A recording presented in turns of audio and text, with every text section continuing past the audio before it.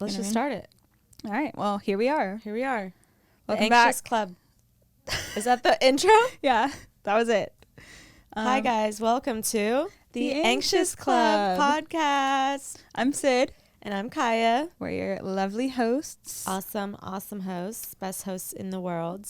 According to everyone That's watching right now. You guys all said that. Yeah, we heard you. We heard your thoughts. Yeah, we did. I don't know Welcome why. to this week's episode. How are you? How was your week? I want to ask you first. Okay, yeah. Dude, I had a really bad week. Okay. Really bad Aww. week, too. Oh my God. Okay, so you know last week how I mentioned that I was supposed to go to my cousin's wedding? Oh, yes. You know the story. Dude, it could not get more worse. I'm not even kidding you. You were supposed to go this weekend. Yeah, I was supposed to be there now. Like Thursday through Sunday. Yeah, I think I was supposed to be like driving back right now. Okay. Long story short, I had it's so bad, like literally the worst. Tell them. Long story short, I had booked a rental car and like months in advance. I'm like a rental car queen now. Yeah. I have a great system. And so I had a rental car booked and I had a great plan. I was going to get up early, go get the rental car. I did all that.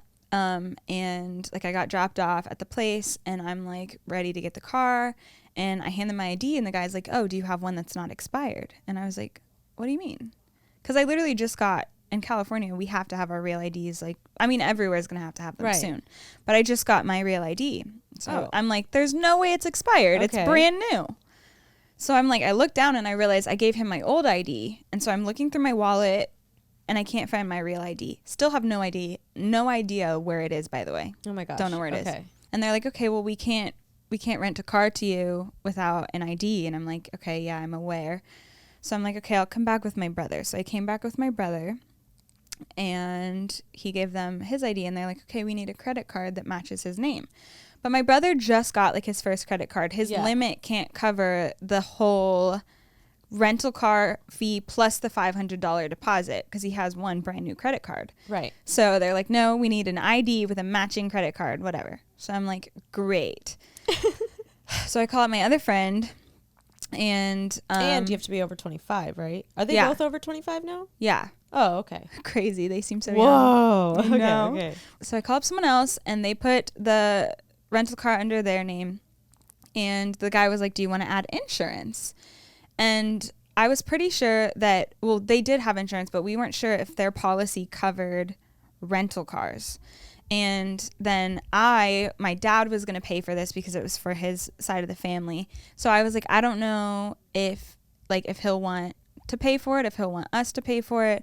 So I was just like, "Can we add it later? We got to get on the road." We had an 11-hour drive. So I was like, "Can we add it later?" And he's like, "You have 30 minutes to add insurance if you don't add it right now." And I was like, "Okay, cool. We're going to get in the car, just pack our bags, and then we're going to call our insurance company, make sure that we're covered, and if we're not, we'll call you back and add the insurance." Right. He was like, "Okay, great. Great plan. We got to get on the road. We're running late." Bitch. What? I get into the rental car. Yes. And as I'm pulling out of the parking lot, I hit a pole and scrape the whole side of the thing. And the window shatters because like the frame bent. The window shattered? The window shattered. On the Hertz parking lot with fat giant camera right there. Oh no. And Wait, by were the you way, by yourself or with them? Yeah, I was by myself in the rental car. By the way, the insurance didn't cover rental cars and we couldn't add the insurance. Oh my God.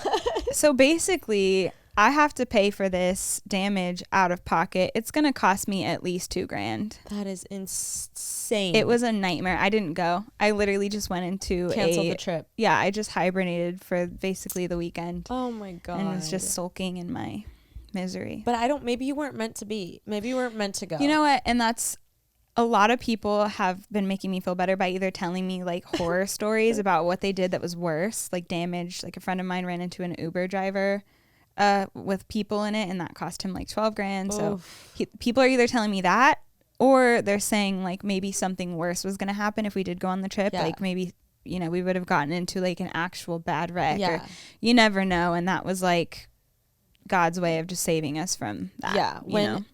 When shit is going that bad, you have to think that way, because that is just like, it went bad. It went bad for you. So bad. So it's been a stressful week. And I've never been in a wreck before either. That was my fault. Like, I've had somebody like, what is it, fender bender me or whatever, but I've never been at fault ever. Okay, but so did you just not see the pole? What happened there? Okay, so this is the situation. Break right? it down for us. No, honestly though, it's a valid thing. So it was a bigger car because we needed to fit all of our luggage, so it was raised. I drive a small car, so this was a bigger car. And if I'm in the parking lot, picture this is the car. Right next to the car is like this brick wall right here with a pole. The brick wall is short. Like, you can't, as you're sitting in the driver's seat, you can't out of the window see the wall. Okay. So it's completely invisible. And then when I entered on the driver's side. So I didn't walk past the wall. I got into the driver's seat, and from my vision, it looked like every other parking lot that doesn't have brick walls, like blocking you in from it. It's a really weird situation. Right. So when I was pulling out, like, I was just pulling out as if I was pulling out of, like, imagine you're pulling out of like a Walmart parking lot. There's no wall like adjacent. Do you know what I'm saying? Yeah. So I just purely didn't see it, and when the glass shattered, I was confused. Like, I thought like a bullet came through or something. Oh my God. So what did the rental guy say when you walked back in and you were like, well, dude, he was like, they were so nice, by the way. Like, the manager there, she was like trying to find me another car, and she's like, I still think you should go. Like, stuff happens. Like, it's okay. Like, this happens a lot. And they had dealt with a similar thing earlier that morning. Of that in the same location? Yeah, they were dealing with a wreck. I don't think it was as bad as mine, like, on the property. No, I was going to say, because if it was that same parking lot type of wreck, then it's on them. Like, come on. Yeah. No, dude. And I asked her, I was like, has this ever happened before? And she's like, I don't think so. And I was like, great. But no, they were very sweet. They obviously were like shattered for me too. And I was just like, I called my dad, and he was like he started comforting me. And as soon as he started comforting me, I just like broke down. I know. Were you crying? Oh, I was bawling, bro. Oh, okay. Yeah. Because I just didn't need that already. Yeah. Like, it was such a stressful time trying to get out of the city. And then now I owe thousands of dollars possibly. And so damage. Was it your call to not go? Yeah. I was just like, this is too much for me. And that takes a lot for me too. And everyone agreed? Yeah. Okay. So no one was upset you didn't go? No. Even like my cousin, it was his wedding. Like, he texted me. Everyone texted me like, I hope you're okay. Like, everyone was very sweet. And, now I'm just waiting on that call to see how much I owe. So, like, maybe they're gonna like cut you some slack and take it up their insurance. I doubt it. I mean, that would be cool. That would be cool, but like, rental companies, they're not like, they don't have to look out for us. Did they say when they're gonna call? A couple weeks. Okay. And why I'm nervous too is like, if I got into a wreck in my own car and it needed to be fixed, like, I could kind of shop around for the best price. Like, you know what I mean? Rental car, it's a business. Like, they just need to get the car fixed, up and running, so they can rent it out. They're not going to like try to find the best price for me. So I'm praying that it's not that bad. The one redeeming factor is that it was a Ford. So it was an American car. Right. Oh my gosh. So that's good news. And then the other good news is it was only on one panel. Like, I didn't scrape the entire car. It was just one door. But I'm basically going to need a whole door and then the labor. And then the glass. Yeah. Well, that'll just I don't know. Maybe they're separate, but I would assume the door maybe came with the glass. So. Well, have you had time to calm down? Are you feeling a little bit better about it now? Or you're still like, I'm just suppressing it. Okay. What can you do? You know, can't. What can you do? You can't. I'm not one to stress out too long about things. Like, I took a day. I normally take a day to get to be sad for myself, and then I just move on. Like, what can I do? Waves. Waves. Life is a wave. I might freak out and call you though when I get the call and they're like, it's gonna be $7,000. Call me. Yeah, we'll see. GoFundMe, everyone. GoFundMe. And that's the other thing. The main reason I was bawling that day is because my dog needs surgery on her eyes, and like that's like $6,000, and she's blind and it's getting bad, and so I was really bummed at myself because I feel like that money, even if we did have it, could have gone to her. Right. And now it can't. And Right. that just sucks. So, yeah. Well, I'm sorry you had such a bad week. That was bad. I'm not even going to like sugarcoat it. So bad. That was not good. No. But I'm sending you the best vibes, and I'm really hoping that like some miracle will happen with this. Me too. Bring on the miracle. Bring on the miracle. Maybe the miracle was that it happened, and that's what I'm holding on to. Hold on to that. Yeah. I have no choice. No choice. How are you? Enough about me. How are you? My week was definitely better than yours. Yeah. Cause like, yeah, at this point a lot is, yeah, it doesn't take much. But yeah, like I feel like I started a whole new career this week. Mm-hmm. So I guess I have a positive about this week and a negative. Okay. So let's start with the positive.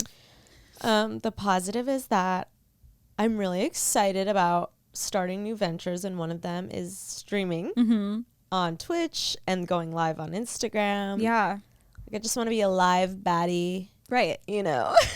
An online baddie. An online baddie. Like e-girl vibes. Yeah. Next episode, you'll see me. I'll have like little cat ears and bring back the orange hair. Yeah, bring back the orange hair. Like, dee. You know? Yeah.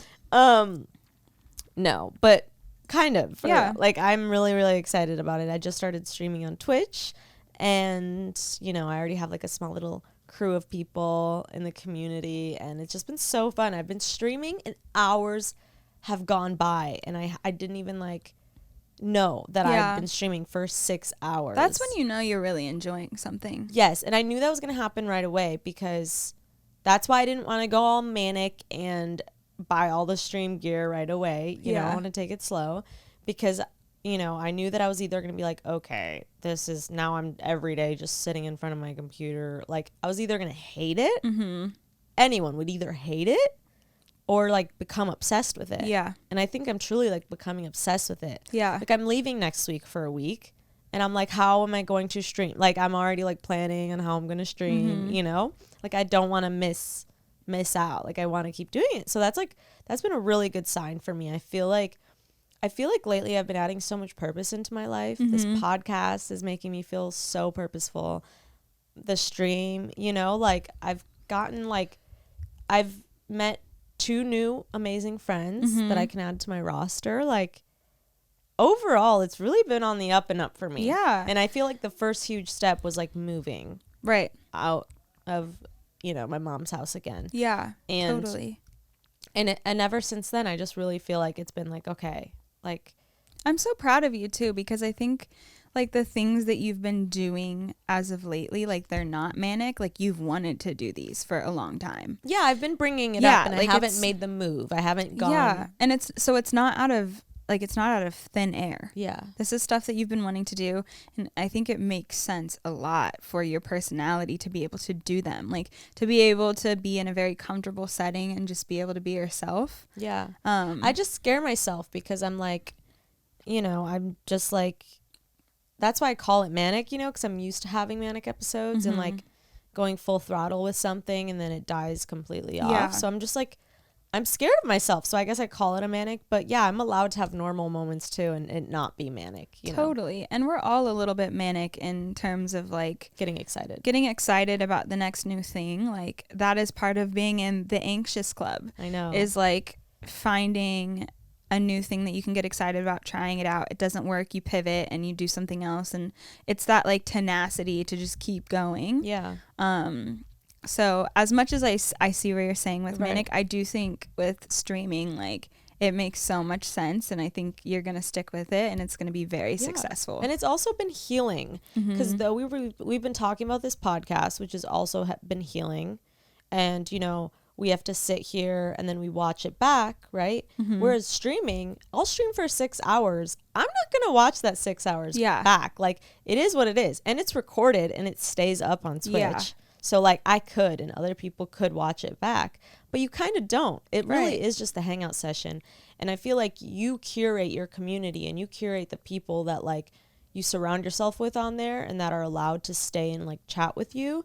And so far, like, the people that I've had, like, have been so uplifting and positive to me.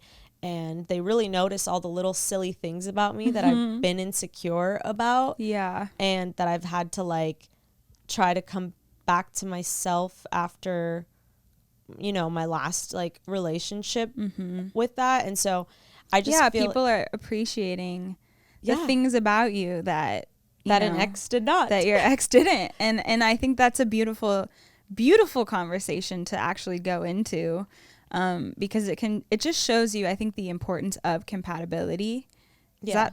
Why does that word sound so much longer than compatibility? That's a word, right? Compatibility. Yes. Whoa. Longest word ever. But I think it's cool because it's like the things that someone can, like, look down on you for are the same things that someone might love about you. Yeah. And I, you know, and we'll go into it, but I really, like, basically went from a relationship that had so much of that adoring me for my silliness and my weird, like, things, you know, and, like, my hyperness and that kind of thing, to one that actually really looked down basically on that and, like, put me down for that or was embarrassed by that. Right. So the contrast of that to that, you know, it's whiplash. And it's whiplash. And then now I'm trying to find myself back to before, because I felt when I was in the relationship that was really uplifting me, and this person was my number one fan, and, you know, it wasn't meant to be that relationship, but I found myself, like, really confident in myself when it came to, like, I wasn't insecure about my little quirks or if I said something off or, you know? Totally.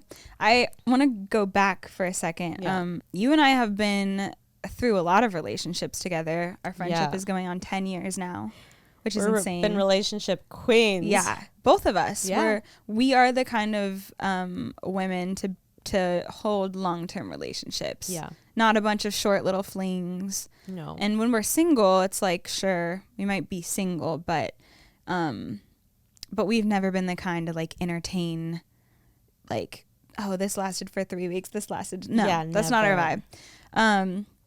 But with, you know, so I've seen you go through so many different types of relationships, and you've seen me go through so many types of relationships. And I think we are both in a very similar place now, but I want to talk about, like rewind in the past a little bit. Right.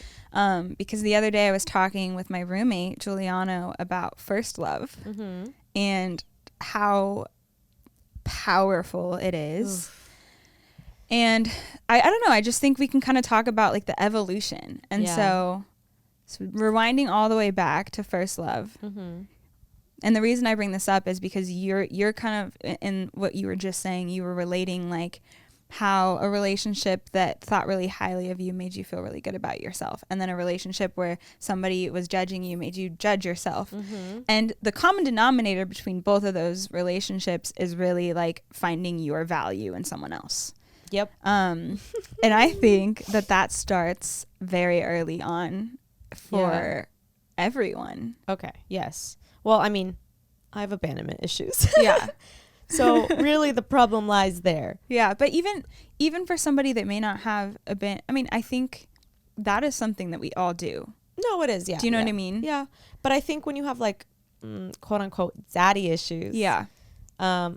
That can strike up a lot of issues with relationships with, like, a woman with a man, you know? Totally. And I feel like I had a lot of that. And not only that, but also being an only child and just really relying on my partner as, like, and having just me and my mom. So, like, relying on my partner as being that other, like, family member. Right.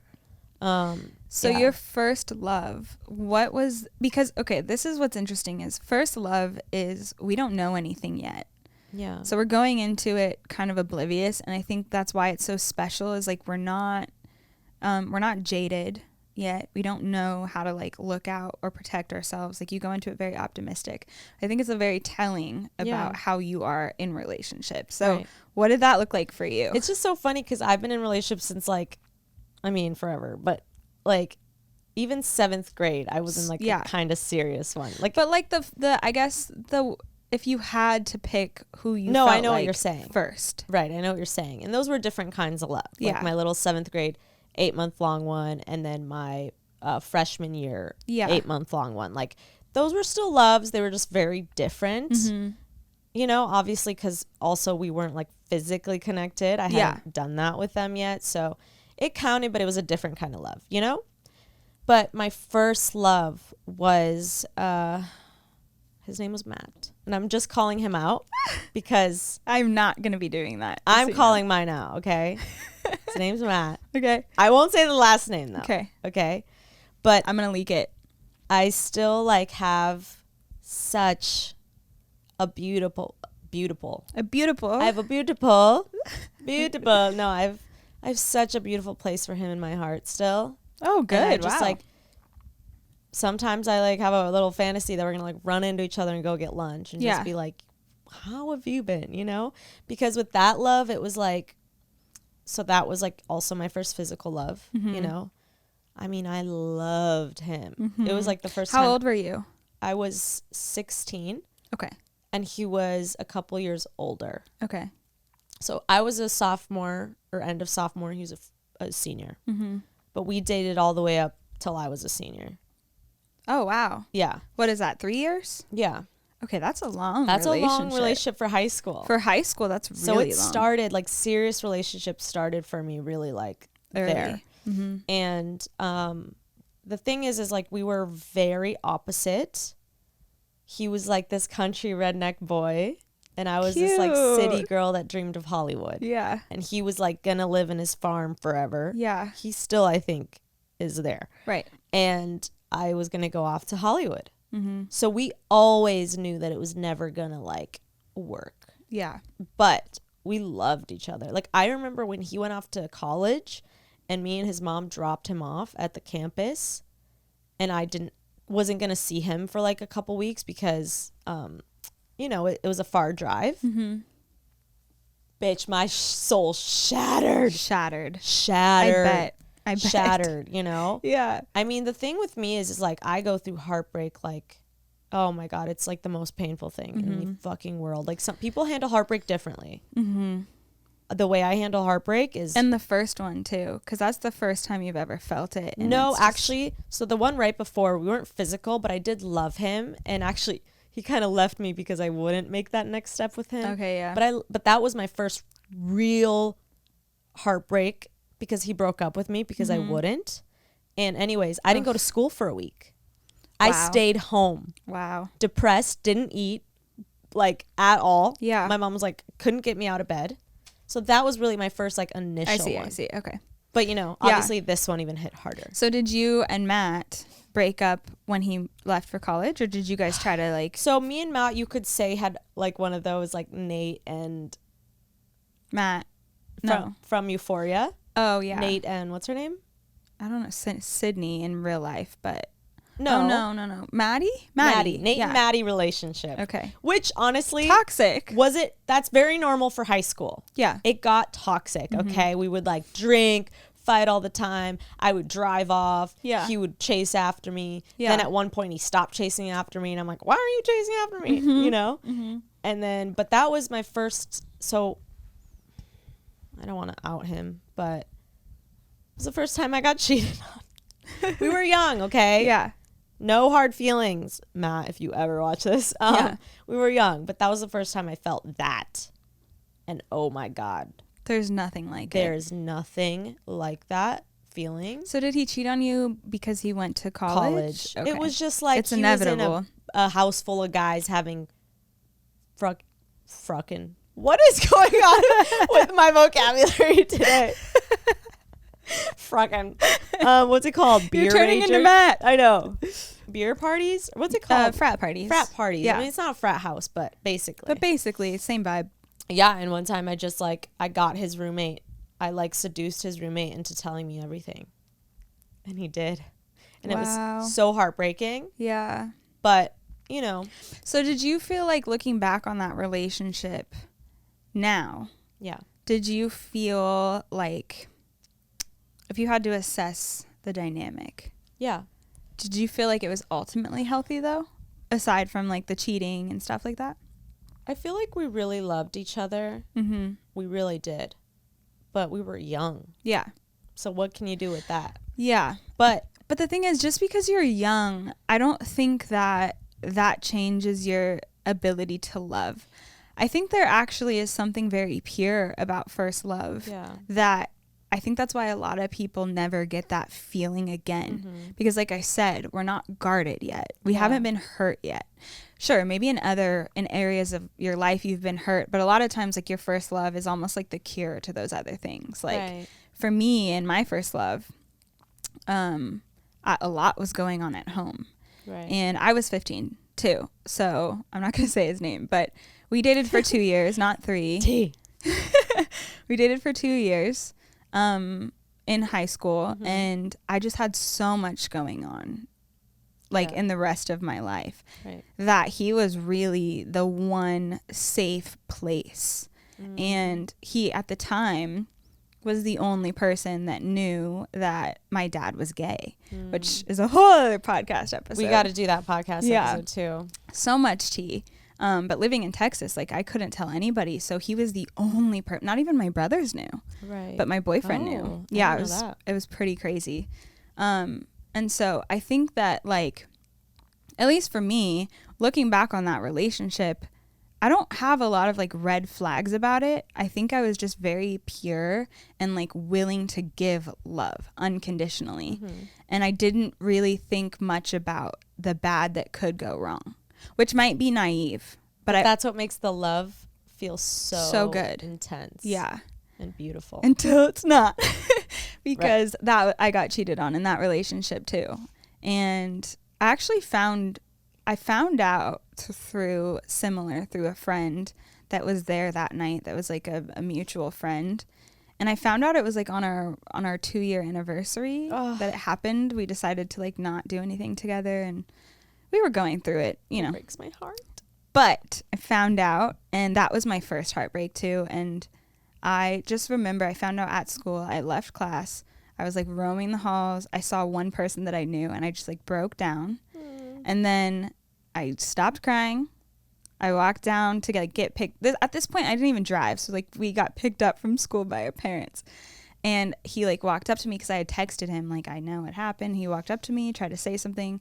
And I just looked at him and I said, don't ever talk to me again. And I don't think I ever cried ever again over him. I know. You told me that. You're an absolute psycho. I was just like, all right. And you know why? Is because I made myself so vulnerable that I just closed off from that point on. Yeah. You know, and I think a lot of people do. It's like that first time that you're hurt, you just like put a guard up immediately because you're like, I'm never letting that happen to me again. Not me, bitch.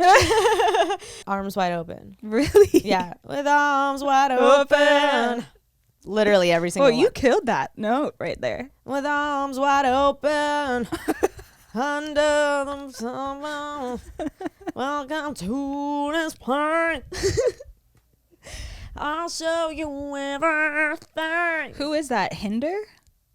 Who is that? I don't know. Okay. Anyways, musical over. Yeah, it's just, it's only now that I'm starting to get closed off. But the thing with that first relationship is like, there was no self-awareness. So it was a Matt and Nate.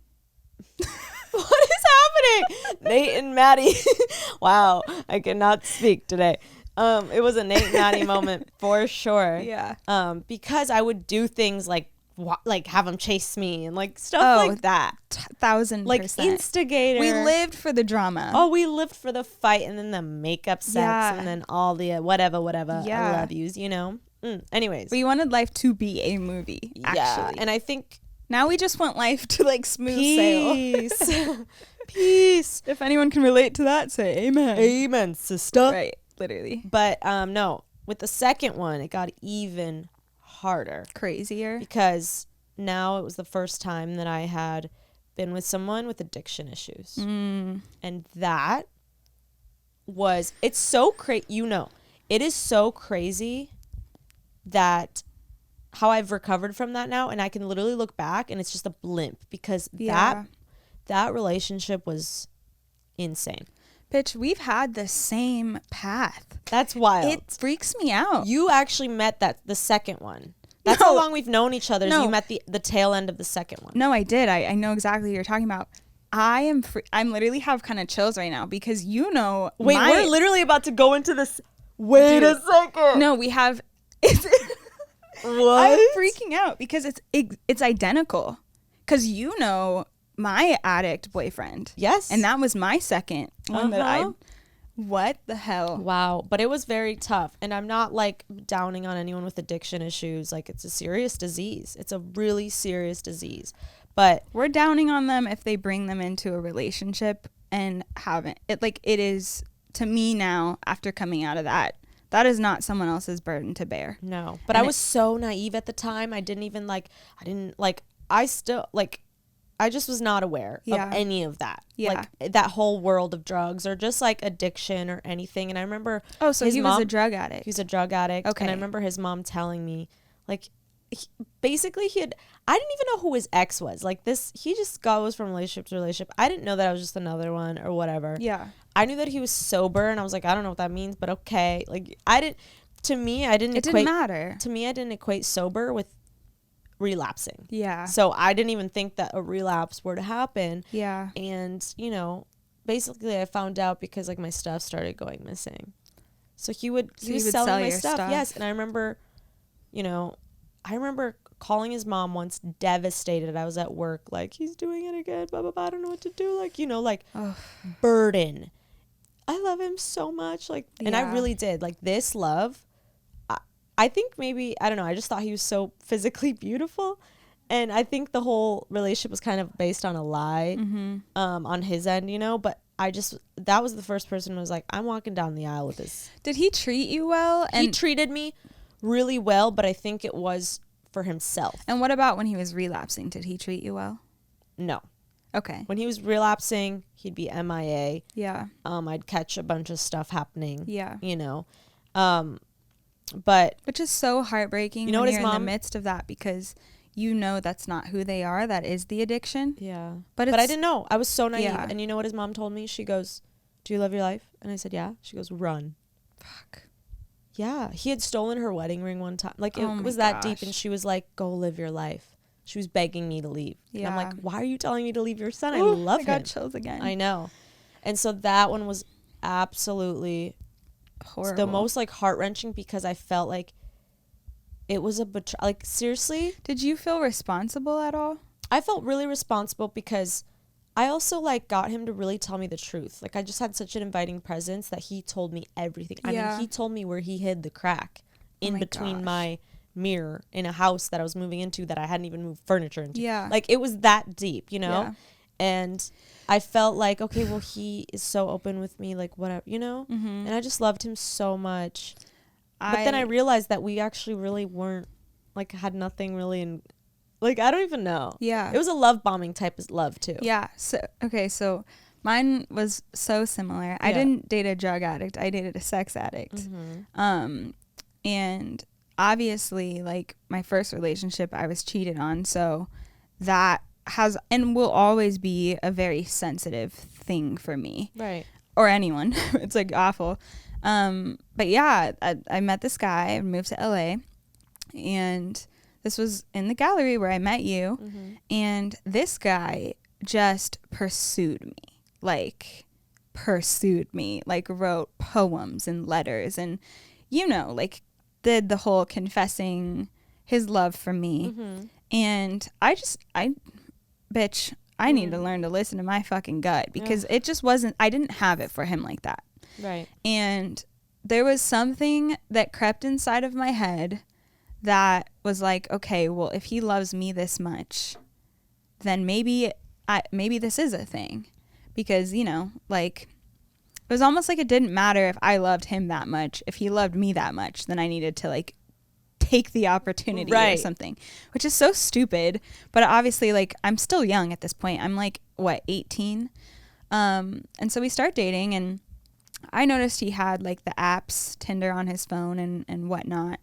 And so, and by the way, like, 6 months go by where I'm like, I don't want to date you. Like, I I don't know. Like, I just not, whatever. It got to the point, though, where it's like, okay, I was kind of into him. And as soon as I was into him and I started dating him, things just started getting weird, you know? Like, I started paying attention more. And so he would like tell me these elaborate stories about like him and his best friend. They went to like a pool party in downtown LA and he met this porn star, and all the other guys were like trying to hook up with the porn star, but he took her in the corner and was like talking to her and telling her like she could get out and there's so much more to life and blah blah blah. And I like ate this shit up, you know? Right. Because I had no other reason to believe anything else yet. And so slowly, like, things just started getting weird. I would notice like he'd get Tinder notifications while we were together, and I'd be like, what? I thought you deleted Tinder. Like, why are you getting notifications?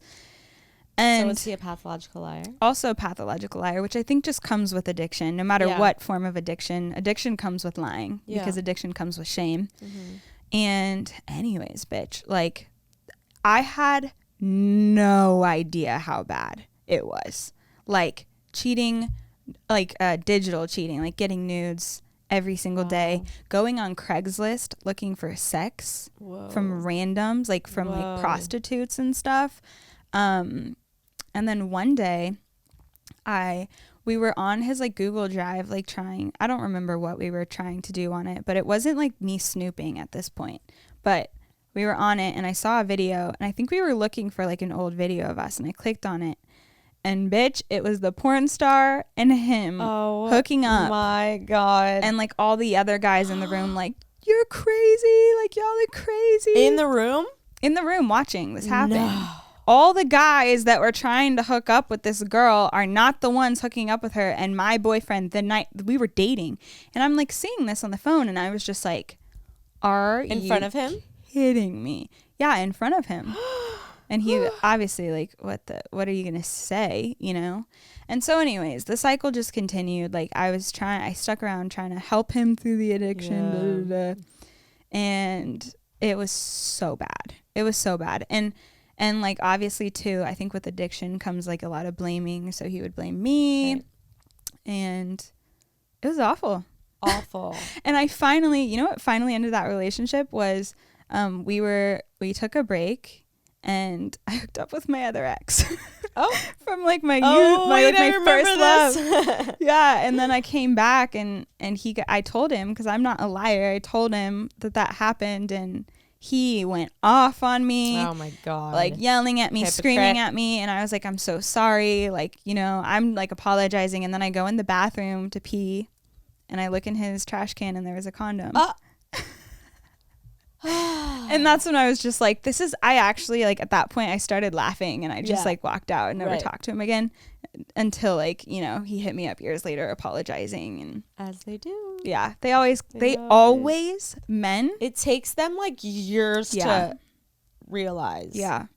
Men to feel the heal end. So slow. They heal so slow. Every single ex of mine is always like years later dealing with like what I consider to be like light years ago now. Yeah, you know? Exactly. It's like, dude, we go through the pain like right away. They distract. They have a moment of stillness, and it's like, and then we get a text. And for me, and I think that you're a little different, you definitely grieve the breakup after a lot. But for me, I go through the pain during the relationship. Like, that's the hardest part for me, is like living in it, scared to break it off. Like, it's just I feel trapped. Yeah. And as soon as I get out, I'm like, wait, are we also in the same amount of relationships? Yeah, because we have 2 more to go. It's the same. This is insane. And it's the same. No, it's literally, we have the same evolution. Okay, here's what it is. I think for both of us, after we went through these horrible experiences with people that have addiction issues, the universe brought us phenomenal men. Yeah. Phenomenal. Yeah. Top our third tier. ex. Yeah, top tier. So the next wave of ex is the person that it was never supposed to work out with, but that showed you what you're supposed to have and set the example and how you're supposed to be loved. Yeah. And it breaks my heart. Are we gonna cry? Yeah. Well, I mean, it just breaks my heart that also comes with it not being the right thing. Right. And that is just shattering. So I just found out this ex of mine, which is not the most recent ex, but the ex after that, the third ex, whatever, however you want to call it, is in a relationship, a new one.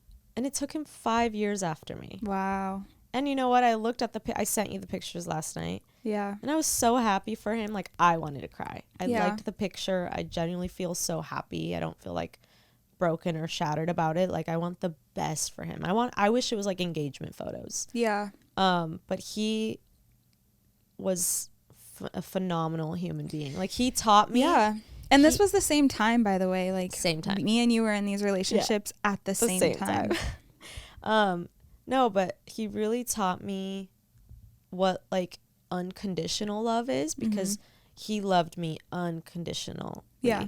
And though I didn't feel, I think with us, for me, is like I just didn't have that chemistry with him sexually, but also I just wasn't ready. I was in my, like, he was much older than me. I started dating him at 21 and he was 29. Yeah. So maturity. He was turning 30. I mean, I'm turning 30 this year. Like, that's a massive change. Yeah. So he actually went with me through like some crazy young 20s shit. And like, I commend him for that. And like, I remember when we first started dating, he was like, you might be too young for, like, he was hesitant on that. Right. But he also knew that I was a mature 21-year-old, you know?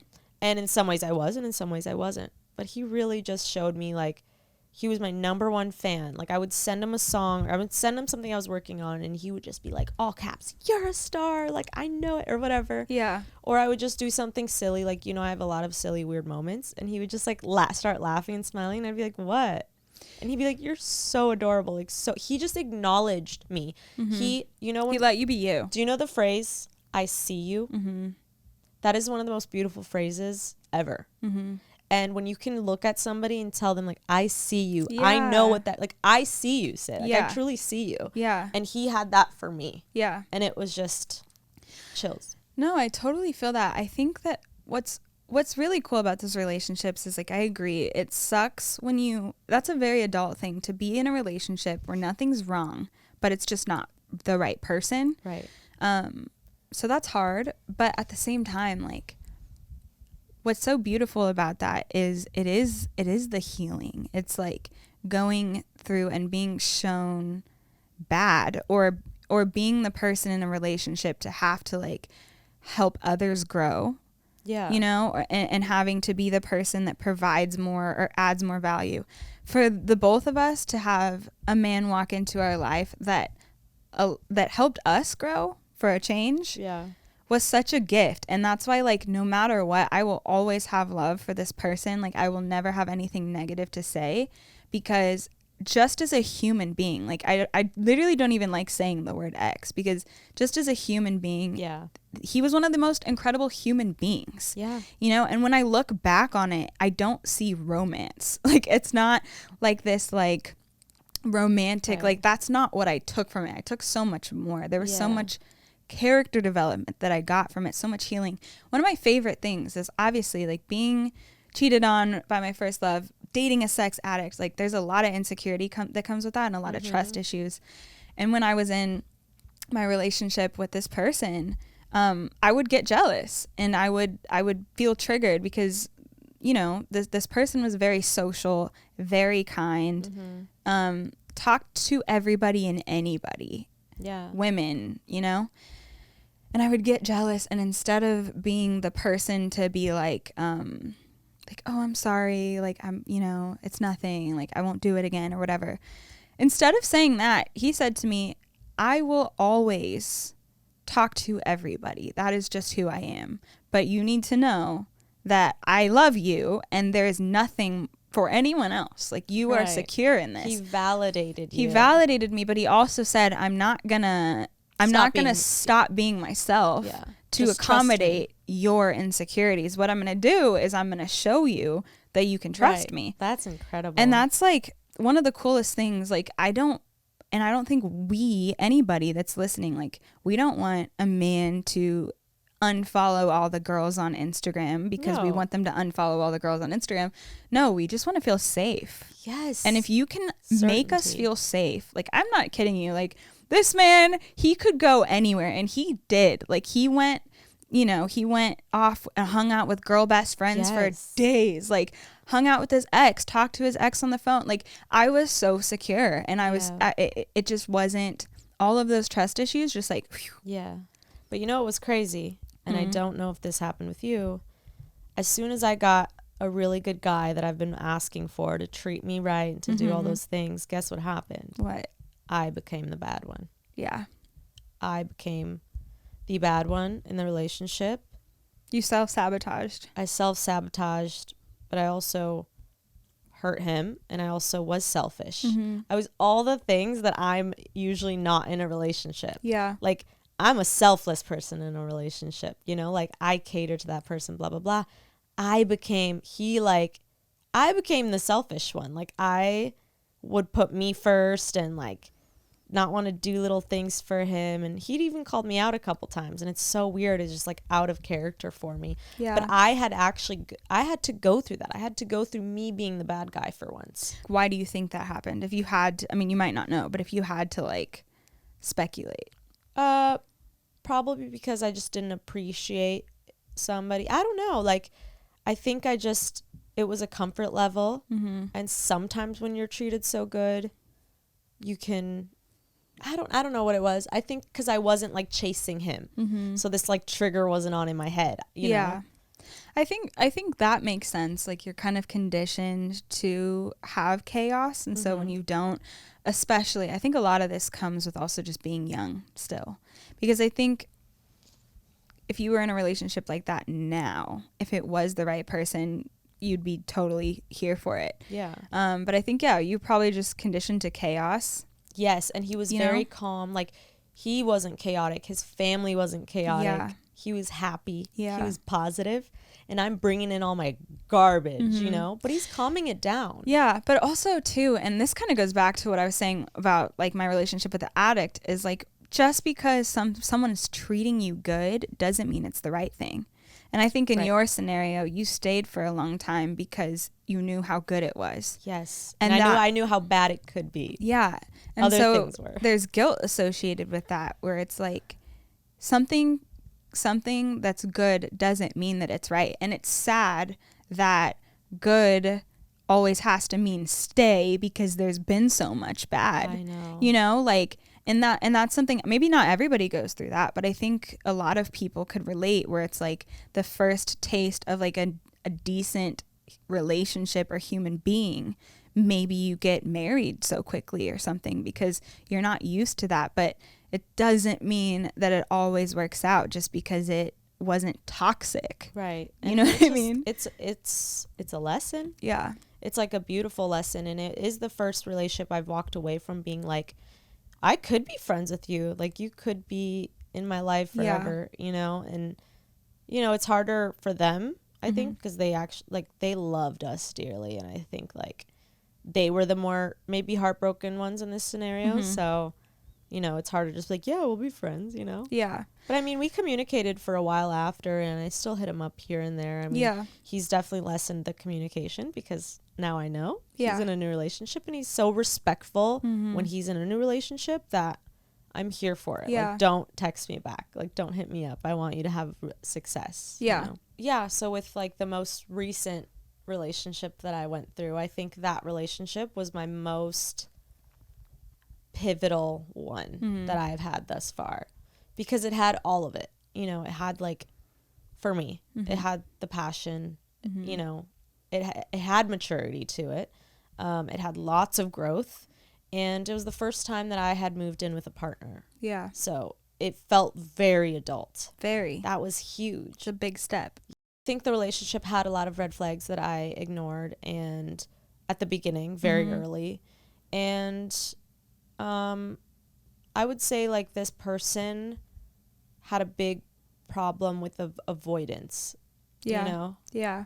And my abandonment issues, like, came to surface with this relationship. You're anxious. My anxious attachment and, like, my BPD, you know, at the time. And all of it was just like this relationship, if I could like call it one thing, was like trigger. Right. It triggered me So much. so much. Yeah. But yeah, and you know about this relationship, Yeah. you know? And but there was also a lot of beautifulness to it, and maturity and communication. Yeah. This relationship is so complex to me that I feel like all the other ones that we've talked about, I've been like, okay, this was that. Yeah. This was that. This was that. And it might be too, because you're still like coming off of it. Like, I think maybe fast forward, it'll take on another role. You know, like it will be more simple as years go on, because you kind of tend to forget a lot as time happens. Right. But I think this one has definitely been, even though there was some very intense ones in the past, I felt like, you know, I don't know, maybe because I was younger, I recovered, but this one just has been like a really hard recovery. Yeah. And I think because it was more than just about the relationship. Yeah. It was recovering a lot of things in my life. And I guess it was finally realizing like the last thing I want to do is rush into anything else. Right. Even though I don't think I'm like fully healed from it, I do look back at that girl in that relationship and I feel really sad for her. Yeah. And I feel really bad for her. And that's like not even playing victim. It's just kind of like, man, I wish you didn't like lose your backbone in this, you know? And I truly did. I lost my backbone in it. And, you know, I could trace it back to like this person was avoidant and they would leave very easily the relationship. Yeah. So it was so hard for me to like speak up and say exactly what I needed, because the fear of them just walking away instead of working on it was there at all times. I mean, this was the most uncertain thing I've ever been in, and I wanted it more than anything. Yeah. You know? And I just literally was like anxious every single day, on my toes, you know? And we would have beautiful moments. I remember one time we got back together and we said to ourselves, like, if we become those other people, and by other people I mean the ones that are like not healed and like still going, like not okay. Yeah. We're not going to work. We don't work as those people. We work as the people that are like actively trying to heal. Right.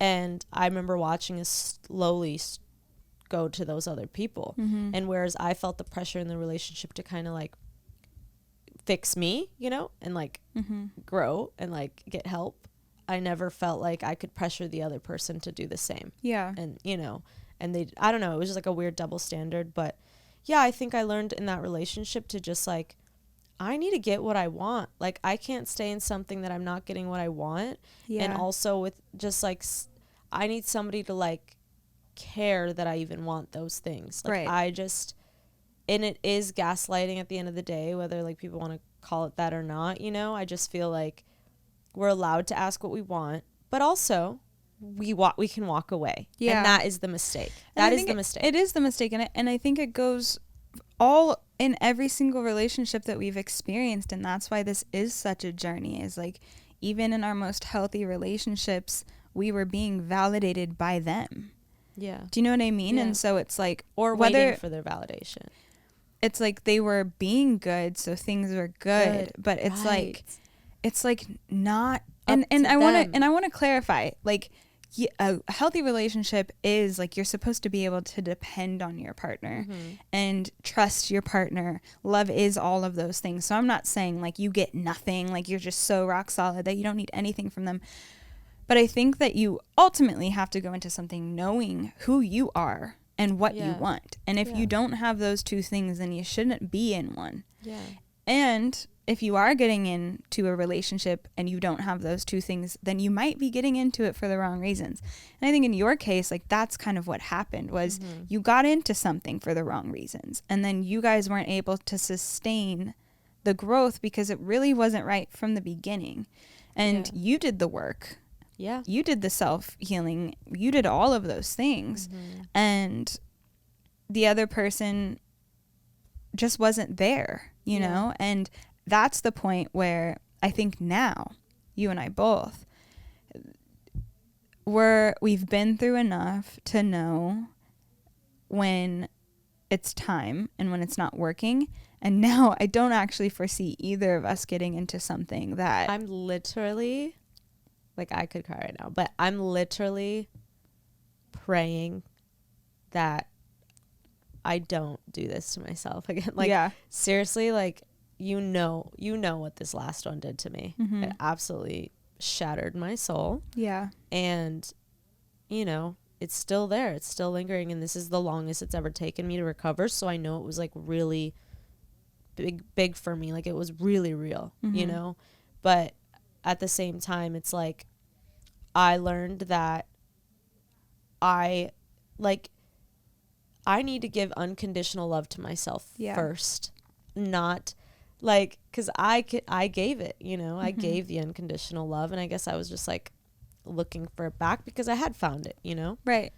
But yeah, I don't know. I guess it's like, now it's really just about self-love and speaking up, but you can't speak up without being able to walk away. Yeah. Because otherwise you're just speaking up and you're in this loop of like wanting people to show up. You know, do you get what I'm trying to say? No, I do. I'm lost now, but no, I do. I mean, it's almost like you needed this last one to really understand how much you needed to take a step back from others. Yeah. And just prioritize myself. I'm speaking to myself now. No, but I'm with you on that. It's like, also the other huge component now is like, we are getting older, and I think we're dating considering more things. It's not just like, oh, he's nice to me, but it's like, it's so much more than before that. It would be like, oh, we're at a party, oh, he like, they're cute, like, oh, we're kissing, oh, now we're gonna hang out. It's like, I don't want to date you if your credit's not good. Right. Like, literally, we both have the same TV shows. Let's get in a relationship. No. It's like, what are your moral? Like, what are your, like, who are you really? Like, deep to the core? That is what matters. It is not time to just like date because that's the next step to do anymore. And like, it just makes me sad, like, too, like, all of the nights that we lost sleep over this bullshit. It's like, we deserve peace. Aren't you thankful though for the journey? Because there is no way we would be where we are now mindset wise without all of them. No. And I know that I'm going to look back at this most recent ex, and with my logic and my empathy, I'm still going to know that he was young and he was going through his own journey, and like, the resentment like will leave, you know, like, I did go through a massive angry phase. It's still lingering there. Yeah. But I'm going to look back and be just as like, like, that was the situation, you know? No, I'm very grateful. Everything that happens in life, like, it truly does happen for a reason, and there's always something to take away from it. I just know that for both of us, like, we both have been through this too many times to settle or not have energy that we give people reciprocated. And I don't know. And I think every single person was a tiny little lesson for us to take away. I know. That's like the most beautiful thing. And that's why I'm proud of you, is like, this is the longest time you've been single also. Oh my gosh.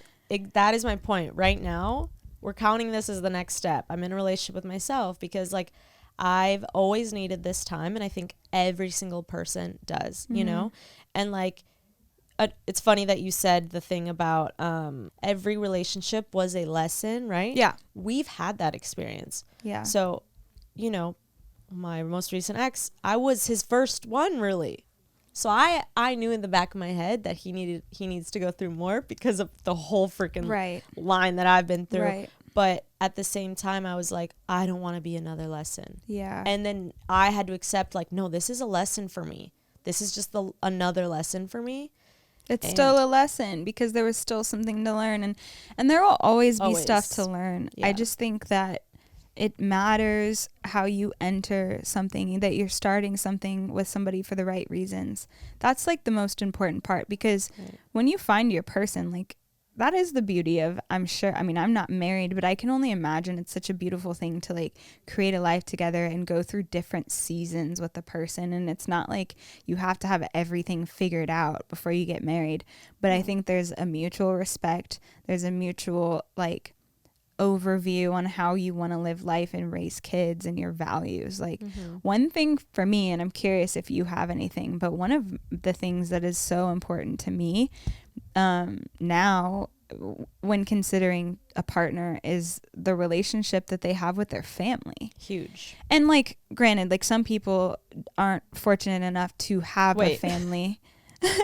I'm like, well, if they looked at my relationship. Yeah, but that's what your situation is one that I'm talking about where it's kind of out of your control. But I mean more so like somebody that has the capability of being close to their family and is close to their family, but speaks to their mom poorly or something like that. Like, to me, that's a huge red flag because the way that any person talks to the people closest around him is the way that eventually they're going to speak to you. Yeah. And so that's for me is like, nope, not going to do it. If you talk to your mother in a way that is disrespectful, that's a huge ick for me. And I'm just not going to do it because I know that I'm going to become that. Yeah.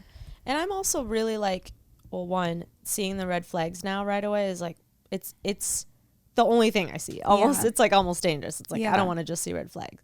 So now I'm really just looking for someone that is like not so much on the healing journey of discovering like why the trauma or where the trauma, you know, like not at the beginning of the healing journey. Yeah. But like in the middle to like the advanced healing journey. Like I want somebody who isn't relying on anybody or anything to like, I just want, you know what I'm saying? Like I want somebody who's really on the path, like on their own. You want self-awareness, independent, like growth, like you're doing you, like you, I don't know. Like I just really want somebody that's, because I feel like that's where I'm at. This last, 10 months of being single have been so pivotal to me. I absolutely recommend it to everybody, to just have a moment to themselves. And I think we were talking about this, like I'm finally in a moment of silence. Yeah. I'm not talking to anyone. I have no things like, I literally crickets. Totally. And it's like, there's something so powerfully beautiful about it. Yeah. And I told you when I first went through this breakup, I said like, I'm not going to be single I think you said that you're like, you should be single for at least a year. Yeah. Or my mom said that or whoever. And I was like, good luck with that. Way. That's not happening. Yeah. It's 2 months away from that. 2 months. It's incredible. I'm shook. And it's almost like exciting. Yeah. Because I know I'm going to get to a point where my being alone is going to be so comfortable doing activities that I want by myself without relying on anybody else to come with me, doing it with my friends, like just not waiting on anybody to make me happy. Yeah. And knowing what activities I like and no one can stop me from doing those. Like that's going to become so much more important than getting into a relationship, that when I am ready to be with somebody, they better be coming at this with like a lot to give. Yeah. Because I'm giving myself everything. Yeah. Yeah. Whereas before I felt like I had nothing that I was giving myself. So it was the responsibility of somebody else to give me everything. Give you. And if they didn't, I was lost. Yep.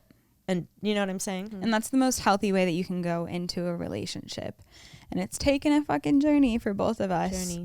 But we're here now. And I think like the next one will be the one, I know. There doesn't need to be any more lessons because you've learned all the lessons. I've learned all the lessons. There's no more need for that. It's either it's it or it's not. Yeah. And you'll know quickly too. Like, and that's where it comes back to the gut, is like, I now know to trust my gut because it never lets me down. And I let my head talks myself out of it. My heart like just fucks it all up. But my gut knows. But when you're confident in what you deserve, you're not going to compromise. Yeah. And I guess this whole journey has been me being not confident about what I deserve because I wasn't giving it to myself. They say, be who you want to date. Yeah. Does that make sense? It does. It does. All the little cliches are cliche for a reason. Cliche for a reason. Spot on. They're spot on. And I'm just like, I'm happy. I'm grateful for all of the experiences. I feel like going into the next however many years, like I'm very optimistic for the both of us just in our lives. And I know that whatever else is coming is going to be good because we are in better places as individuals right now. And that's reciprocated. And that extends to so many other types of relationships other than just romantic. Yeah. It extends to friendships. It extends to even family, you know, and it's just setting a higher standard for, you know, the people that you allow close to you. And there's nothing selfish about that at all. It's like actually a necessity. And when you feel that love for yourself, it just is so much easier. So much. But I love you, and I appreciate that you've been through this mad journey with me. Me too. And I truly could have not done it without you. You have no idea. Everybody knows. I always tell them. I'm like, I could not have gone through this breakup, and even the last one, and even the one before that, without you. Yeah, and same. And how freaking weird is it to like literally live the same story as someone else? I can't believe we just realized that. That's insane. It's like actually we've kind of talked about it, but not that far back, and we were like, whoa. And it's so cool that like we've been able to relate with one another through each of them, and the other thing at the same time. And I guess this would be my final thoughts is like, you know, we all have those friends that are kind of like, what they're saying is true, but it's just not that simple. Like they're just like, leave him, like leave his ass, like he doesn't, you don't deserve that. And it's like they don't understand the nuances of the relationship and that it's more complex than that. And humans are complex. Yeah. And just like knowing that like it has to be on like your own time. And you and I have always been there for one another through that. And like I'm like, I know this bitch ain't leaving right now, so I'm just gonna support her in this moment. That's all I can do. 1,000%. And I know that when it's time, I'll be there. But we've also been like, bitch, you deserve better. So. Yeah, 1,000%. You know, 1,000%. So I'm grateful to have you too, and I'm excited for like you time. You know, like, and whatever, and this podcast, and both of us just doing the things that we want to do. Yeah. And not being responsible for anyone else. Or waiting for anybody else for anything. Yeah. Waiting on them for validation or to like fill us with hangout time. I don't even know. For all the little things. Like, no more voids to fill. No more voids to fill. If you need something done, do it yourself. Period. I actually hate saying that, but that deserves it right there. It does. Period. But anyways, guys, that is the episode. That's probably our longest one. Yeah, and thanks for letting us take you down the rabbit hole of Sid and Kaiya's romantic life. I feel like this is going to be really relatable to a lot of people. I think so. I think you guys can relate to at least one of those relationships. Literally. If not all of them. Yeah, because I don't think there's maybe still crazy ones we haven't gone through that, but it's been a ride. It's been a journey. Okay, guys, well, follow us on all the socials at The Anxious Club Pod, and we will see you on the next episode. Peace. Bye.